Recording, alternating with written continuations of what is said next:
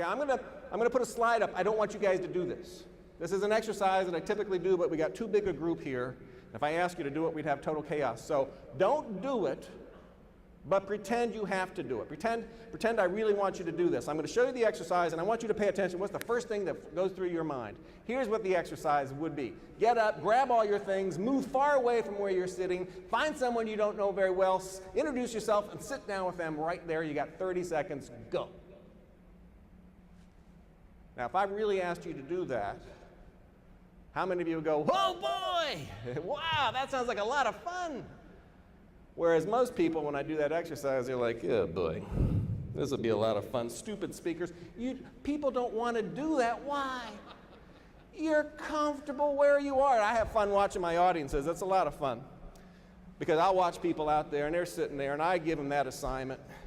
You know, and half of them haven't been paying attention. They've been on their BlackBerries, and all of a sudden, everybody up in the audience is out moving around, and they look up, and they see the thing on the screen, and they're just like, oh, God. I don't want to do that. That's stupid. Why should I do that? And some of them do one of these things. You know what? All right, Gary, I'll play you a little game, because they see everybody else doing it, and they don't want to be the only one out of compliance. So they go, all right, I'll do it, but guess what? My butt's not moving very far. And they just kind of do one of these deals. Or some of them go, hey, do I know you very well? I don't think so. Good. We're good.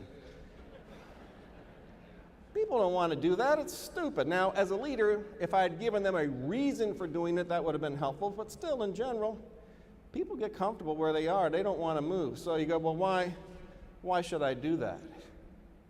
Well, I've been doing that exercise, and when my group isn't quite so big, I have people get up and move. I've discovered some amazing things just from that stupid little exercise. It is stupid. I mean, who wants to do that? I had a guy come up to me one time, though, and he said, you know what, Gary? That exercise you had us do is going to change my life. And the guy looked serious. So I got to admit, we all have that little voice in the back of our head, the little color commentator like you got right now. How is this guy going to talk? I didn't get any breakfast. I need to get some coffee. I got to go to the bathroom. When's this thing going to be? All that kind of stuff. Well, my little voice in the back of my head said, buddy, you need to get a life. Because, it's a good exercise. But the guy was serious. So I said, sir, how in the world is that going to change your life? You know what he told me? He said, well, when he first gave me the assignment, he said it was stupid. I'm not going to do it. He was comfortable where he was. Then he said he saw everybody else doing it. Okay, I guess I'll do it. So he said he got up, and he looked around and said, who should I go sit next to? My first inclination was to go find someone who looks just like me. And then I said, nah, that's kind of boring. He stepped outside of his comfort zone a little bit more, and he went and he found someone who didn't look anything like him. He found a younger guy compared to him, an older woman compared to him, sat down with the two of them. And they were in the same business, kind of like you guys are. They all owned their own businesses in this particular conference. He said, Gary, I started talking to that younger guy and the older woman.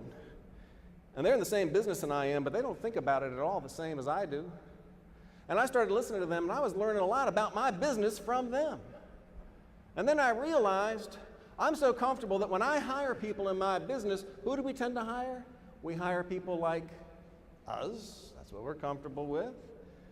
He said, I've decided the reason this is going to change my life, I own my own business, and I'm going to stop hiring people who look like me, think like me, talk like me. That's stupid. I already know what I think. I'm going to start hiring people who don't look like me, who don't think like me, who don't talk like me. That's what I kind of like about bringing together DSP and you guys. One Synovian. We got the North American culture. We got the Japanese culture. There's strengths and weaknesses, and both you bring those two together, you're going to be stronger.